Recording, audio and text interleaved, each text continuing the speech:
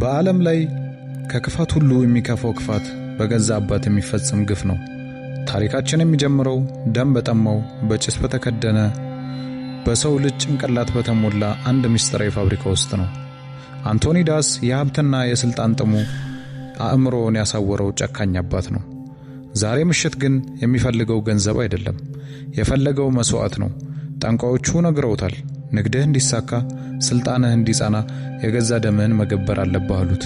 ሊዮዳስና መንታ እህቱ ኤልሳ አባታቸው ሊያርዳቸው እንደተዘጋጀ ገና አላወቁም።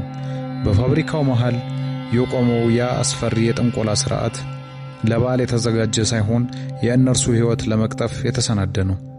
አንቶኒ ዳስ ቢላዋውን ሲያነሳ በዓይኖቹ ውስጥ የሚታየው ርኅራኄ ሳይሆን የሰይጣን ጠም ነው። ነገር ግን ሊዮዳስ ተራ ወጣት አልነበረም። እህቱን ለማዳን ሲል በገዛ አባቱ ላይ እሳትን ይለቅበታል። ያ በደም የተጨማለቀ ምሽት በለቅሶና በጩኸት ተሞላ። ኤልሳ በወንድሟ አቅፍ ውስጥ የመጨረሻ ትንፋሿን ስትተነፍስ የሊዮዳስ ልብ ለዘላለም ደነደነ። ፋብሪካው በእሳት ሲጋይ ሊዮዳስም አብሮ የጠፋ መሰለ። ነገር ግን ደም በከንቱ አይፈስም።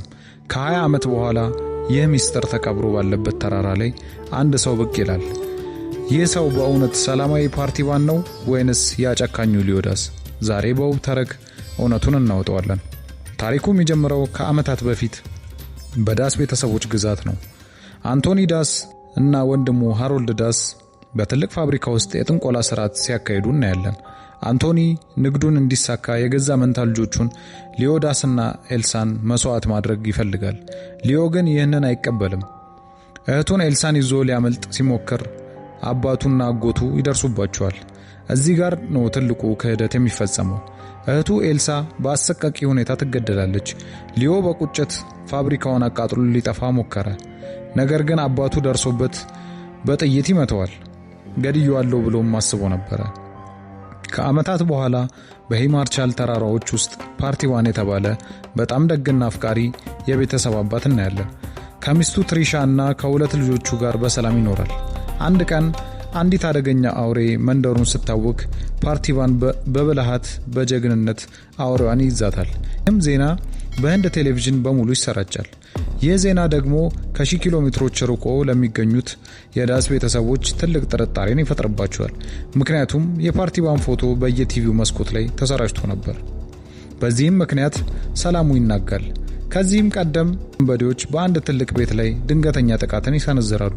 እነዚህ ሰዎች የቤቱን በር ሰብረው በመግባት አንድን ምስኪን ቤተሰብ አባት፣ እናትና ልጆችን ያለምንም ርኅራኄ ሲገድሉ ያሳያል።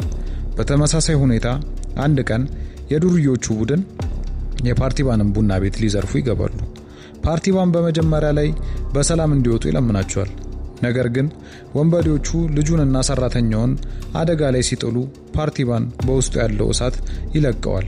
ገበያውና በቡና ቤት ውስጥ ያሉት ወንበዴዎች በሙሉ በሰከንዶች ውስጥ ያረግፋቸዋል። በዚህም ምክንያት ወደ ፖሊስ ጣቢያ ይወሰዳል። ፖሊስ ጣቢያ ውስጥም እያለ እንኳን ጠላቶቹ ሊገድሉት ይሞክራሉ። ጉዳዩን ወደ ፍርድ ቤት ያመራል። ፓርቲባን ቆሞ እኔ ሊዮ አይደለሁም፣ እኔ ተራ ሰው ነኝ እያለ በቁጭት ይከራከራል። ነገር ግን አንቶኒ ዳስ ፓርቲባን ያለበት ከተማ ድረስ ይመጣል። ፊት ለፊትም ሲገናኙ ልጄ ሊዮ እንኳን ደህና መጣህ ይለዋል። ፓርቲባን ግን አላውቅህም እያለ ይክዳል። እዚህ ጋር ነው ፊልሙ ወደ ከፍተኛ ስሜትና ጥርጣሬ የሚቀየረው። ሚስቱ ትሪሻ ባሌ ማን ነው ብላ መጠርጠር ትጀምራለች። አንቶኒ ዳስ ፓርቲባን ሊዮ መሆኑን እስኪናገር ድረስ ቤተሰቡን ማጥቃት ይጀምራል። በሃይዌይ መንገድ ላይ የሚደረገው የመኪና አሳዳጅ እጅግ አስደናቂና አስፈሪ ነው። በዚህም መሃል ግን አንድ ልብ የሚነካ ነገር ይፈጠራል። የዳስ ቤተሰቦች ፓርቲባን ሊዮ መሆኑን ለማረጋገጥ ሲሉ አንዲት ሕፃን ወጣትን ልጅን በደም መስዋዕትነት ይገድሏታል። ፓርቲባን ይህንን ሲያይ በውስጡ ያለው ጀግና ይነቃል።